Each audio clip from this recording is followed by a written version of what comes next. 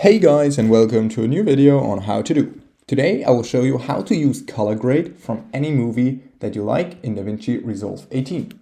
Let's say this is my clip and this is a clip from Fast and Furious, as you can see here. And I want to use the color grade used here in the movie on my clip. What you want to do is go over to the color edit tab, click your video and add a new node, add serial, just like this.